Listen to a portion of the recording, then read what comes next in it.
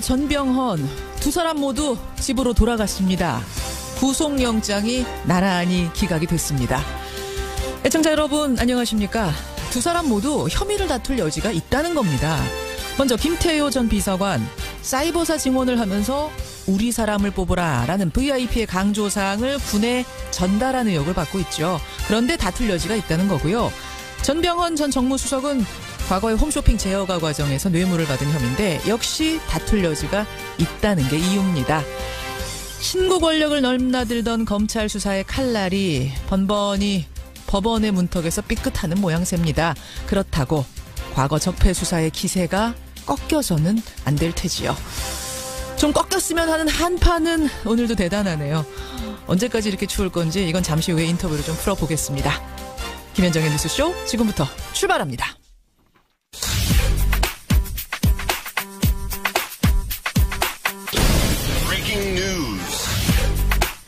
김현정의 뉴스쇼가 주목한 오늘의 포인트 김정훈 기자 나와 있습니다. 어서 오세요, 김 기자. 네. 오늘 아침 첫 번째 포인트는 뭘 봐야 되나요? 네, 제동 걸린 MB 수사입니다. 역시 그 문제군요. 네. 어제 이명박 전 대통령 메신저라고 불렸던 김태호 전 대외전력비서관 구속을 면했죠. 예. 영장 실질 심사를 받았는데 오늘 새벽 풀려났습니다. 법원이 구속영장을 기각하면서 피의자의 역할과 관여 정도의 다툼의 여지가 있다 이렇게 밝혔거든요. 그렇죠. 앞서서 검찰은 김 전 비서관이요, 김관진 전 국방장관과 공모를 했고 군 심리전단에 우리 사람을 증언하라는 이명박 전 대통령의 지시를 전달했다 이렇게 의심을 해왔습니다. 예. 이 때문에 이 전 대통령의 메신저라고 불렸는데 법원은 다툼의 여지가 있다 이렇게 본 것이죠. 그렇죠. 앞서 김관진 전 장관 또 임관빈 전 국방부 정책실장도 구속 적부심사에서 풀려났습니다. 예. 결국 군 댓글 공작 전반에 관한 수사가 차질을 빚게 됐고요. 이명박 전 대통령에게 향하던 검찰의 칼날도 허공을 헤매게 됐네요. 바로 그 앞에서 멈춘 거예요. 사실은 MB 수사 앞에서. 네. 전병헌 전 정무수석도 구속을 피했습니다. 두 번째예요. 예, 두 번째로 청구된 구속영장도 법원이 기각을 했네요. 예. 법원은 홈쇼핑 업체 뇌물수수 혐의에 대해서 범행이 의심은 되지만 다툴 여지도 있다 이렇게 설명을 했습니다.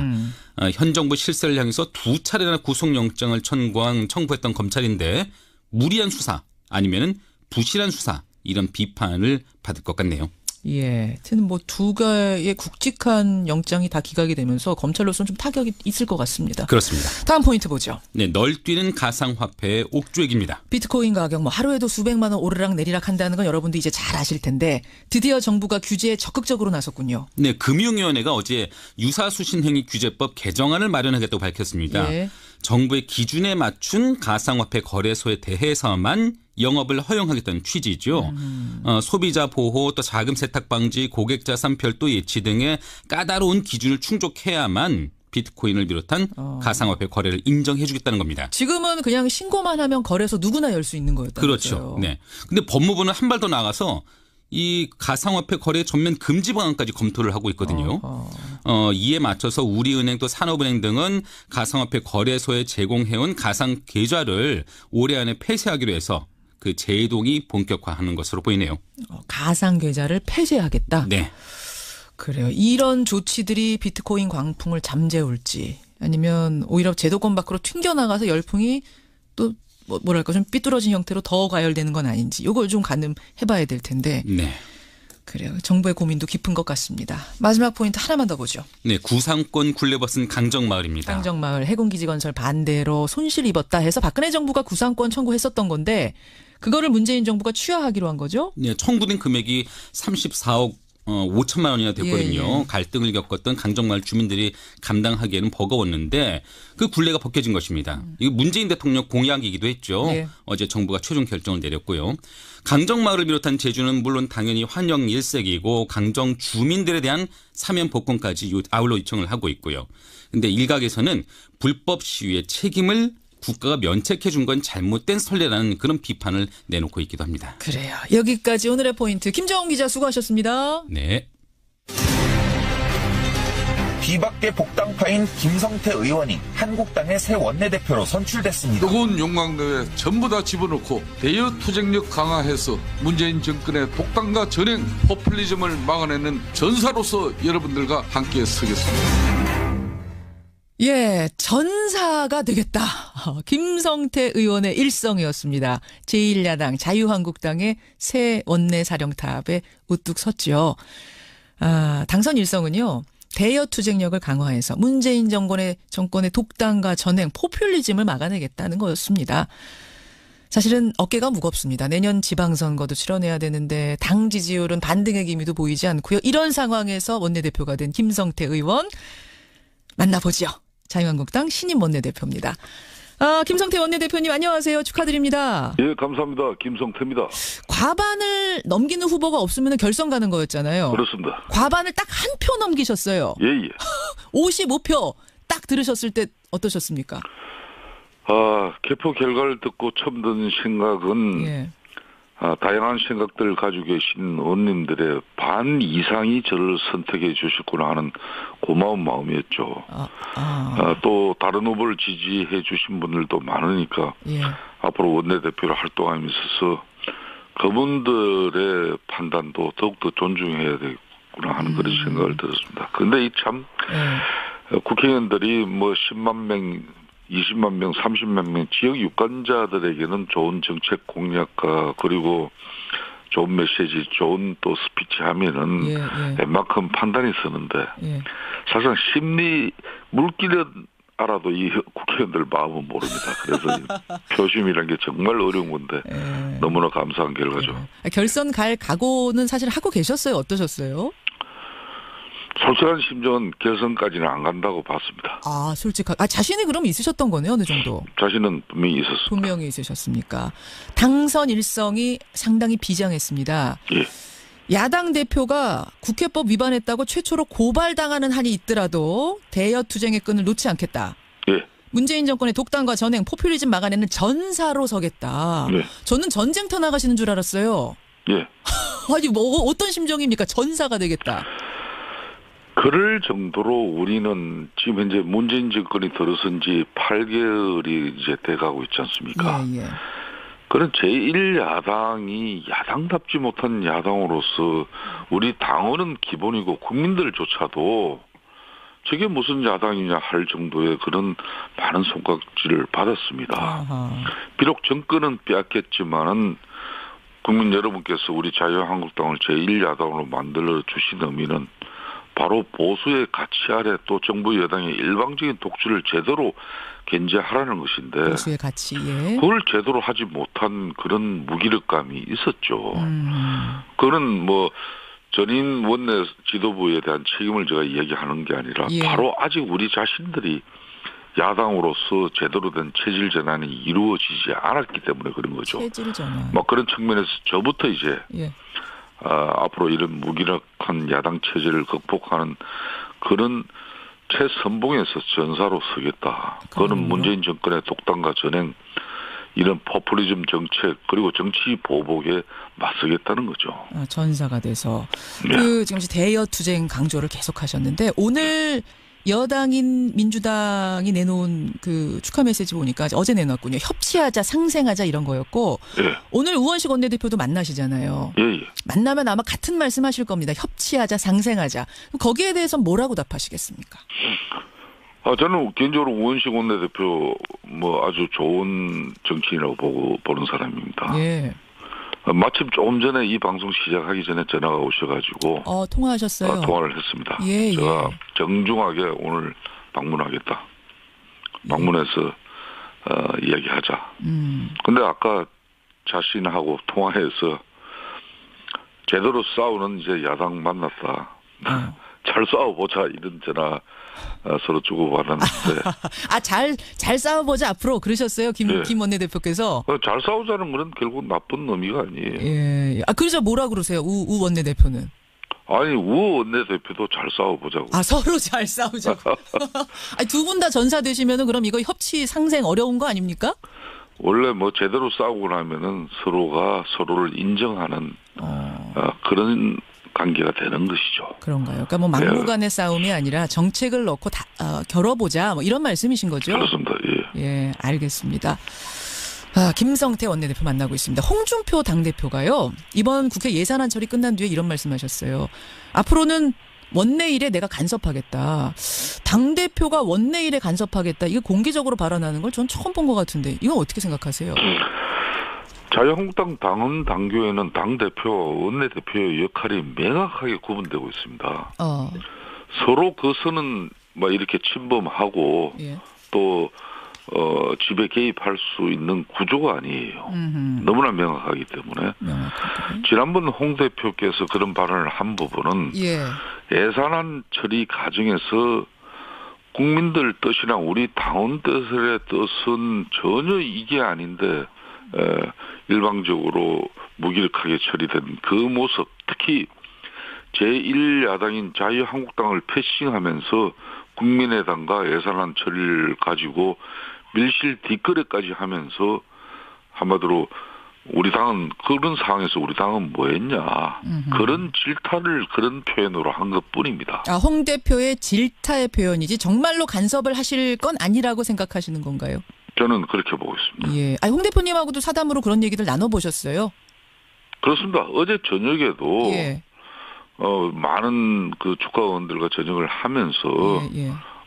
자신이 그런 부분에 당헌 당규를 누구보다 잘 알고 있는 사람인데 오직 답답했으면 그런 얘기를 했겠냐는 오직 그런 겁니다. 답답했으면 그랬겠냐는 표현일 뿐이다. 나 그 선 넘지 않겠다. 근데 홍준표 대표 얘기가 나왔으니 말입니다만 사실은 그 보수의 몰락, 우리 요즘 보수의 몰락에 대해 얘기를 하는데 그때 나오는 것이 보수가 품격을 잃었다는 얘기가 나오고 홍준표 대표 이야기가 이번 경선 과정에서도 많이 나왔습니다. 네. 막말이다. 아니 홍준표 대표는 서민의 언어다. 이런 것 갖고선 이제 옥신각신했었는데 어떻게 생각하세요?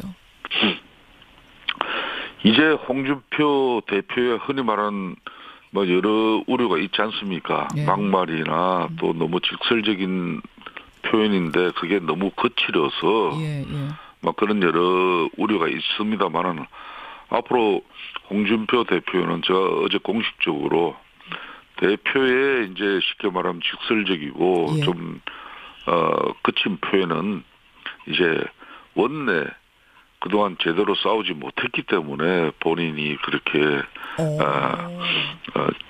싸울 수밖에 없는 그런 상황이 있다고 저는 이해를 하고 앞으로 그런 부분은 나한테 맡기고 본인은 덕당과 그리고 여야 간의 갈등과 또 국정 운영이 원만히 돌아가지 못한 그런 대치 정국에서의 해법을 제시하면서 때로는 중재할 수 있는 그런 덕장으로서의 모습을 갖출 수 있다는 그런 분위기도 제가 느꼈습니다. 그러셨군요. 그러니까 이제 전사 역할은 김성태 원내대표가 하시는 거고 홍준표 대표는 덕담 건네는 덕장의 이미지로 가겠다. 역할 분담하신 거예요. 네. 그러니까 그분이 그렇다고 해서 그 타고난 기질이나 탁월한 그 표현 방식을 금방 안 바꿉니다. 그렇죠. 그렇지만은 지금까지 사실상 원내에서 소화시켜야 할 부분을 당대표가 자기의 직설적인 입장과 표현 방식으로 전달하고자 했던 그런 애달픔이 많았으니까 애달품. 이제 앞으로 그런 부분은 학주로 될 거라는 거죠. 그래요. 김성태 신임 원내대표. 그나저나 첫 번째 임무가 바로 주어졌습니다. 한국당 최경환 의원에 대한 국회 체포동의안 표결 처리. 본회의 하루 더 잡아야 되고요. 표결도 해야 되는데 어떻게 하실 생각이십니까? 아직 법무부가 제출한 체포동의안도 보지 못한 상태입니다. 못 보셨어요? 체포동의안에 적시된 내용과 구속이 왜 필요한지 그 사유를 먼저 파악해야 되는 것이고 이후에 의원총회에서 총의를 모아서 대응 방안을 결정하겠습니다. 다만 이거 강조하고 싶은 것은 문재인 정권이 현재 국정원 특활비 문제를 정치 보복의 수단과 무기로 악용하고 있다는 것이에요. 제가 원내대표 되기 전에 한 활동이 뭔가 하면은 정치 보복 대책 특위 위원장입니다. 특활비를 비롯해 국정원의 이런 과거에 잘못된 가능은 분명히 바로잡아야 됩니다. 반드시. 그러면 김 원내대표님. 본회의 여는 것부터 합의 안 하실 생각이세요? 아니면 본회의는 열되 표결은 불참하는 이쪽 생각 갖고 계세요? 저는 우원식 그리고 김동철 그리고 정우택 우리 전임 원내대표가 합의한 12월 임시국회 의사 일정을 저는 존중합니다. 예, 그 이제 22일 본회의는 분명한 열리게 돼 있어요. 사실은 예. 이 세 분이 이미 최경환 의원이 검찰 수사가 이루어지고 있고 예. 검찰에서 소환뿐만 아니라 수사를 통해서 앞으로 이 수사의 또 방향이 어떻게 가는지 웬만큼 다 알고 있는 사람들이에요. 예. 그런 선상에서 12월 임시국회 일정이 잡혔기 때문에 예. 거기에서 잡힌 본회의 일정도 저는 존중할 뿐더러 그 세 분의 임시국회 일정을 저는 전체적으로 존중한다는겁니다. 그 말은 또 예. 충분하게 협의해서 합의한 의사 일정을 본회의 일정을 예. 또 일방적으로 뭐 어느 주장에 의해서 제가 수용해야 될 일도 없다는 거죠. 제가 설명을 잠깐 드릴게요. 청취자들께. 지금 예. 그 잡혀 있는 거는 22일 하루예요, 본회의가. 예. 그 하루 가지고는 체포동의안을 보고하고 표결하고를 다 할 수가 없습니다. 하루를 더 잡아야 되거든요. 그럼 그건 합의 못할 동의하기 어렵단 말씀으로 들리네요. 그 부분은 지금 판단할 사안은 아니라고 봅니다. 제가 왜 안 하는 그 입장을 좀 첨언을 드리면 왜 이렇게 신중하세요? 예. 지금 지난번 예산 처리 과정에서 철저하게 제1야당인 자유한국당이 패싱당했습니다. 패싱당했죠. 그것도 더군다나 밀실 야합에 의해 가지고 서로 뒷거래를 했단 말이에요. 뭐 거기에 대해서는 이제 국민의당이나 민주당은 전혀 인정하지 않고 있긴 합니다. 민주당이 대국민 사과를 하고 국민의당도 마찬가지입니다.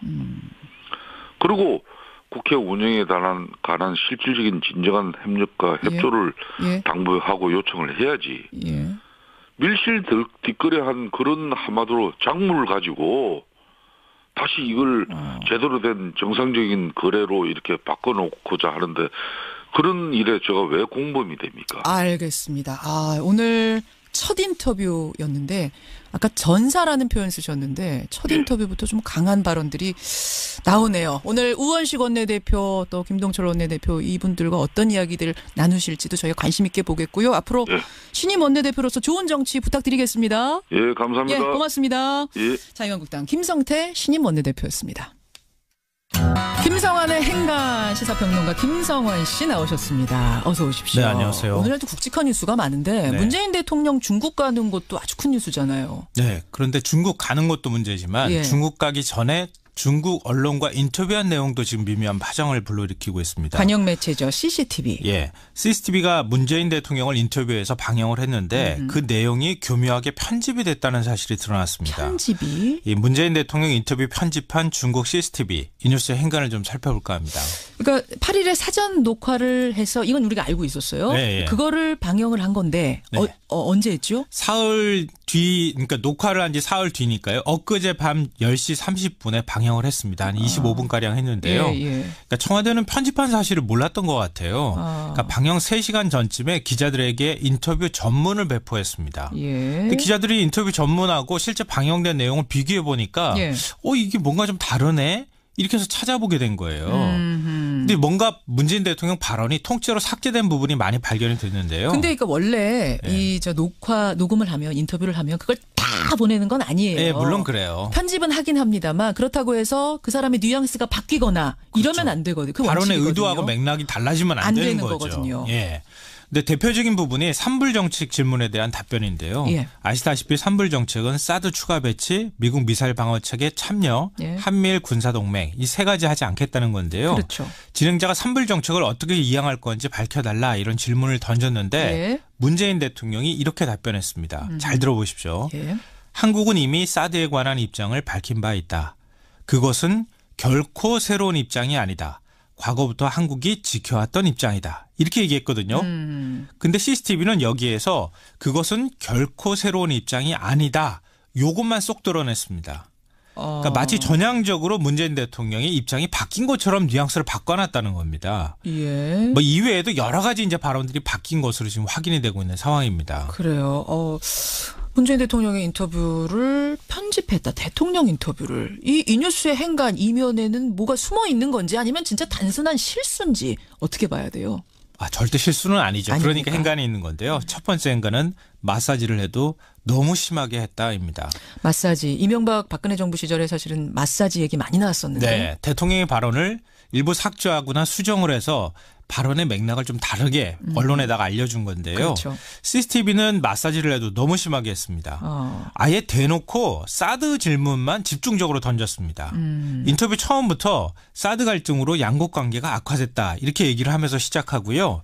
인터뷰 형식도 굉장히 특이해요. 어떻게요? 우린 보통 질문답 이렇게 되잖아요. 예. 근데 그게 아니라 질문답 해설이 들어가요. 인터뷰에. 질문 답하고 나서는 거기에 대해 해설을 하고 또 다시 질문 답. 그리고 해설해주고. 특이하네요. 그러니까 이걸 자기식대로 해석을 했다고 해도 과언이 아닌 것 같은데요. 그러면서도 자기 입맛에 맞지 않거나 거북스러운 발언은 드러냈다고 하는 예를 겁니다. 들면 어떤 거요? 예를 들어서 북한은 경제적으로 작고 경제적으로 뒤처진 나라다. 이렇게 표현한 부분, 비판한 부분들은 문 드러내버렸고요. 대통령이 북한 비판한 건 드러내고. 네, 한중 양국이 제재와 압박을 해야 한다. 이렇게 얘기한 부분도 사실 중국의 입장과 미묘하게 좀 다를 수 있기 다르죠. 때문에 드러냈고요. 드러내고.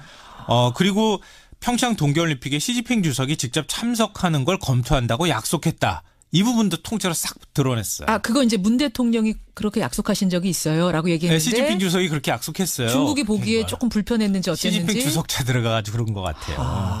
그러니까 이건 그냥 마사지한 수준이 아니라 전신 마사지 수준으로 편집을 했다고 해도 과언이 아닙니다. 와, 그러네. 두 번째 행간은요? 두 번째 행간은 CCTV는 국빈에 무례했다입니다. 저도 지금 그걸 지적하려고 했는데, 그러니까 전신 마사지를 하더라도 어떻게 한 나라의 대통령, 그렇죠. 국빈 방문을 앞둔 사람의 인터뷰를 이렇게 전신 마사지를 할 수가 있나? 한중 정상회담 얼마나 힘들게 성사됐습니까? 예. 문재인 대통령 방중 정말 힘들게 이루어졌거든요. 예. 그리고 그냥 실무 방문도 아니고 국빈 방문입니다. 그러면 방문국 대통령 또 그 언론의 입장에서 최대한 존중하는 모습을 보여줘야 하거든요. 물론이죠. 그러니까 사전 녹화하더라도 편집할 때 조심스럽게 해줘야 되는 거고 예. 자칫하면 외교적 갈등으로 비화될 수 있으니까요. 그렇죠. 그런데 중국 CCTV 진행자는 산불 정책에 대해서 구체적으로 입장을 밝혀달라고 자꾸 다그치는 모습을 보였고요. 마지막 부분에서는 오히려 훈계조로 이렇게 얘기합니다. 어떻게요? 한국 측이 진일보한 실질적 조치를 취해 한중 관계 발전의 모든 장애물을 제거하기 바란다 이렇게 얘기하면서 오히려 한국의 신뢰 회복을 막 주문하는 모습들을 보여요. 한국이 좀 모든 장애물을 제거해 주세요. 네. 같이 제거합시다도 아니고 네. 진행자가. 이게 중국 정부 당사자도 아니고 무슨 뉴스 진행자나 인터뷰 진행자가 이런 식으로 얘기합니까? 중국에서 뭐 영웅이 되려고 작정을 하고 인터뷰를 한 건가요? 대통령한테 훈계를 하면서 마무리를 지었어요. 네. 마지막 행간은요? 마지막 세 번째 행간은 한중 정상회담의 예고편에 불과하다입니다. 예고편처럼 느껴지셨습니까? 중국 CCTV는 관영 매체예요. 관영 매체죠. 관영 매체가 이런 입장 취했다는 얘기는 정상회담 때에도 사드 문제 가지고 계속 이렇게 얘기가 될 거라는 걸 우리가 예감해 볼 수 있다는 거죠. 걱정되네요. 오늘 국빈 방문하는데. 좀 잘 풀었으면 좋겠습니다. CCTV부터 이렇게 시작을 했다. 예. 이런 배경을 가지고 우리가 이번 방문 지켜봐야겠습니다. 네. 사실상 심리 물기는 알아도 이 국회의원들 마음은 모릅니다. 그래서 표심이라는 게 정말 어려운 건데 너무나 감사한 결과죠. 결선 갈 각오는 사실 하고 계셨어요? 어떠셨어요? 솔직한 심정은 결선까지는 안 간다고 봤습니다. 자신이 그럼 있으셨던 거네요, 어느 정도? 자신은 분명히 있었습니다. 분명히 있으셨습니까? 당선 일성이 상당히 비장했습니다. 예. 야당 대표가 국회법 위반했다고 최초로 고발당하는 한이 있더라도 대여투쟁의 끈을 놓지 않겠다. 예. 문재인 정권의 독단과 전횡, 포퓰리즘 막아내는 전사로 서겠다. 네. 저는 전쟁터 나가시는 줄 알았어요. 예. 아니 어떤 심정입니까? 전사가 되겠다. 그럴 정도로 우리는 지금 현재 문재인 정권이 들어선 지 8개월이 이제 돼가고 있지 않습니까? 예. 그런 제1야당이 야당답지 못한 야당으로서 우리 당원은 기본이고 국민들조차도 저게 무슨 야당이냐 할 정도의 그런 많은 손가락질을 받았습니다. 아하. 비록 정권은 빼앗겼지만은 국민 여러분께서 우리 자유한국당을 제1야당으로 만들어 주신 의미는 바로 보수의 가치 아래 또 정부 여당의 일방적인 독주를 제대로 견제하라는 것인데 보수의 가치. 예. 그걸 제대로 하지 못한 그런 무기력감이 있었죠. 그거는 뭐 전임 원내 지도부에 대한 책임을 제가 이야기하는 게 아니라 바로 아직 우리 자신들이 야당으로서 제대로 된 체질 전환이 이루어지지 않았기 때문에 그런 거죠. 체질 전환. 막 그런 측면에서 저부터 이제 앞으로 이런 무기력한 야당 체제를 극복하는 그런 최선봉에서 전사로 서겠다. 그거는 문재인 정권의 독단과 전행, 이런 포퓰리즘 정책 그리고 정치 보복에 맞서겠다는 거죠. 전사가 돼서 네. 지금 대여 투쟁 강조를 계속하셨는데 오늘 여당인 민주당이 내놓은 그 축하 메시지 보니까 어제 내놨군요. 협치하자, 상생하자 이런 거였고 예. 오늘 우원식 원내대표도 만나시잖아요. 예. 만나면 아마 같은 말씀하실 겁니다. 협치하자, 상생하자. 거기에 대해서 뭐라고 답하시겠습니까? 저는 개인적으로 우원식 원내대표 아주 좋은 정치인이라고 보는 사람입니다. 예. 마침 조금 전에 이 방송 시작하기 전에 전화가 오셔가지고 통화하셨어요? 통화를 했습니다. 예, 제가 정중하게 오늘 방문하겠다. 방문해서 이야기하자. 근데 아까 자신하고 통화해서 제대로 싸우는 이제 야당 만났다. 잘 싸워보자 이런 전화 서로 주고받았는데. 잘 싸워보자 앞으로 그러셨어요, 김 원내대표께서. 잘 싸우자는 거는 결국 나쁜 의미가 아니에요. 예. 그래서 뭐라 그러세요, 우 원내대표는? 아니 우 원내대표도 잘 싸워보자고. 서로 잘 싸우자고. 두 분 다 전사 되시면은 그럼 이거 협치 상생 어려운 거 아닙니까? 원래 제대로 싸우고 나면은 서로가 서로를 인정하는 그런 관계가 되는 것이죠. 그런가요? 그러니까 막무가내 싸움이 아니라 정책을 넣고 겨뤄보자 이런 말씀이신 거죠? 그렇습니다. 예. 예, 알겠습니다. 김성태 원내대표 만나고 있습니다. 홍준표 당대표가요. 이번 국회 예산안 처리 끝난 뒤에 이런 말씀하셨어요. 앞으로는 원내일에 내가 간섭하겠다. 당대표가 원내일에 간섭하겠다. 이거 공개적으로 발언하는 걸 전 처음 본 것 같은데 이건 어떻게 생각하세요? 자유한국당 당헌 당규에는 당대표, 원내대표의 역할이 명확하게 구분되고 있습니다. 서로 그 선은 이렇게 침범하고 또 집에 개입할 수 있는 구조가 아니에요. 너무나 명확하기 때문에 지난번 홍 대표께서 그런 발언을 한 부분은 예산안 처리 과정에서 국민들 뜻이나 우리 당원 뜻의 뜻은 전혀 이게 아닌데 일방적으로 무기력하게 처리된 그 모습, 특히 제1야당인 자유한국당을 패싱하면서 국민의당과 예산안 이명박 전 대통령에게 향하던 검찰의 칼날도 허공을 헤매게 됐네요. 바로 그 앞에서 멈춘 거예요. 사실은 MB 수삼 앞에서. 네. 전병헌 전 정무수석도 구속을 피했습니다. 두 번째예요? 예, 두 번째로 청구된 구속영장도 법원이 기각을 했네요. 법원은 홈쇼핑 업체 뇌물수수 혐의에 대해서 범행이 의심은 되지만 다툴 여지도 있다 이렇게 설명을 했습니다. 현 정부 실세를 향해서 두 차례나 구속영장을 청구했던 검찰인데 무리한 수사 아니면은 부실한 수사 이런 비판을 받을 것 같네요. 예. 하여튼 두 개의 굵직한 영장이 다 기각이 되면서 검찰로서는 좀 타격이 있을 것 같습니다. 그렇습니다. 다음 포인트 보죠. 네, 널뛰는 가상화폐의 옥죄기입니다. 비트코인 가격 하루에도 수백만 원 오르락 내리락 한다는 건 여러분도 이제 잘 아실 텐데 드디어 정부가 규제에 적극적으로 나섰군요. 네, 금융위원회가 어제 유사수신행위 규제법 개정안을 마련하겠다고 밝혔습니다. 예. 정부의 기준에 맞춘 가상화폐 거래소에 대해서만 영업을 허용하겠다는 취지죠. 소비자 보호 또 자금 세탁 방지 고객 자산 별도 예치 등의 까다로운 기준을 충족해야만 비트코인을 비롯한 가상화폐 거래를 인정해 주겠다는 겁니다. 지금은 그냥 신고만 하면 거래소 누구나 열 수 있는 거였다면서요. 그렇죠. 네. 근데 법무부는 한 발 더 나가서 이 가상화폐 거래 전면 금지 방안까지 검토를 하고 있거든요. 이에 맞춰서 우리은행 또 산업은행 등은 가상화폐 거래소에 제공해온 가상 계좌를 올해 안에 폐쇄하기로 해서 그 제동이 본격화하는 것으로 보이네요. 가상 계좌를 폐쇄하겠다. 네. 그래요. 이런 조치들이 비트코인 광풍을 잠재울지 아니면 오히려 제도권 밖으로 튕겨나가서 열풍이 또 좀 삐뚤어진 형태로 더 과열되는 건 아닌지 이걸 좀 가늠해봐야 될 텐데. 네. 그래요. 정부의 고민도 깊은 것 같습니다. 마지막 포인트 하나만 더 보죠. 네, 구상권 굴레벗은 강정마을입니다. 강정마을 해군기지 건설 반대로 손실 입었다 해서 박근혜 정부가 구상권 청구했었던 건데 그거를 문재인 정부가 취하하기로 한 거죠? 네, 청구된 금액이 34억 5천만 원이나 됐거든요. 갈등을 겪었던 강정마을 주민들이 감당하기에는 버거웠는데 그 굴레가 벗겨진 거죠.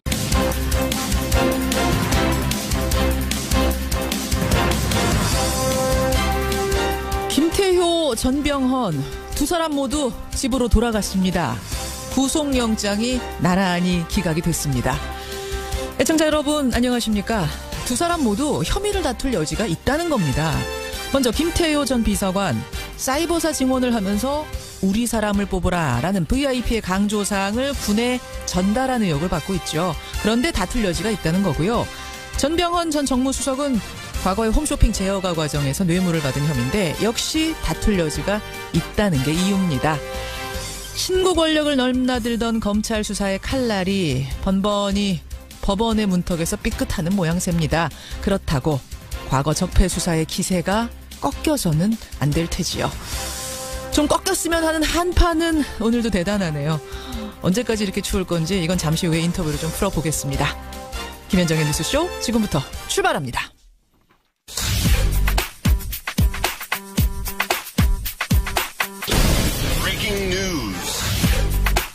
김현정의 뉴스쇼가 주목한 오늘의 포인트 김정훈 기자 나와 있습니다. 어서 오세요, 김 기자. 네. 오늘 아침 첫 번째 포인트는 뭘 봐야 되나요? 네. 제동 걸린 MB 수사입니다. 역시 그 문제군요. 네. 어제 이명박 전 대통령 메신저라고 불렸던 김태효 전 대외전력비서관 구속을 면했죠. 예. 영장 실질 심사를 받았는데 오늘 새벽 풀려났습니다. 법원이 구속영장을 기각하면서 피의자의 역할과 관여 정도의 다툼의 여지가 있다 이렇게 밝혔거든요. 그렇죠. 앞서서 검찰은 김 전 비서관이요. 김관진 전 국방장관과 공모를 했고 군 심리전단에 우리 사람을 증언하라는 이명박 전 대통령의 지시를 전달했다. 이렇게 의심을 해왔습니다. 예. 이 때문에 이 전 대통령의 메신저라고 불렸는데 법원은 다툼의 여지가 있다. 이렇게 본 것이죠. 그렇죠. 앞서 김관진 전 장관 또 임관빈 전 국방부 정책실장도 구속 적부심사에서 풀려났습니다. 예. 결국 군 댓글 공작 전반에 관한 수사가 차질을 빚게 될 것입니다. 이거 문재인 대통령 공약이기도 했죠. 예. 어제 정부가 최종 결정을 내렸고요. 강정마을을 비롯한 제주는 물론 당연히 환영 일색이고 강정 주민들에 대한 사면 복권까지 아울러 요청을 하고 있고요. 그런데 일각에서는 불법 시위의 책임을 국가가 면책해 준 건 잘못된 선례라는 그런 비판을 내놓고 있기도 합니다. 그래요. 여기까지 오늘의 포인트 김정훈 기자 수고하셨습니다. 네. 뒤밖의 복당파인 김성태 의원이 한국당의 새 원내대표로 선출됐습니다. 뜨거운 용광로에 전부 다 집어넣고 대여 투쟁력 강화해서 문재인 정권의 독단과 전행 포퓰리즘을 막아내는 전사로서 여러분들과 함께 서겠습니다. 예, 전사가 되겠다. 김성태 의원의 일성이었습니다. 제1야당 자유한국당의 새 원내사령탑에 우뚝 섰죠. 당선 일성은요. 대여 투쟁력을 강화해서 문재인 정권의 독단과 전행 포퓰리즘을 막아내겠다는 거였습니다. 사실은 어깨가 무겁습니다. 내년 지방선거도 치러내야 되는데 당 지지율은 반등의 기미도 보이지 않고요. 이런 상황에서 원내대표가 된 김성태 의원 만나보죠. 자유한국당 신임 원내대표입니다. 김성태 원내대표님 안녕하세요. 축하드립니다. 예, 감사합니다. 김성태입니다. 과반을 넘기는 후보가 없으면 결선 가는 거였잖아요. 그렇습니다. 과반을 딱 한 표 넘기셨어요. 예. 55표 딱 들으셨을 때 어떠셨습니까? 개표 결과를 듣고 처음 든 생각은 예. 다양한 생각들을 가지고 계신 의원님들의 반 이상이 저를 선택해 주셨구나 하는 고마운 마음이었죠. 또 다른 후보를 지지해 주신 분들도 많으니까 예. 앞으로 원내대표로 활동하면서 그분들의 판단도 더욱더 존중해야 되겠구나 하는 그런 생각을 들었습니다. 그런데 이 참 국회의원들이 뭐 10만 명 20만 명, 30만 명 지역 유권자들에게는 좋은 정책 공약과 그리고 좋은 메시지, 좋은 또 스피치 하면은 웬만큼 판단이 서는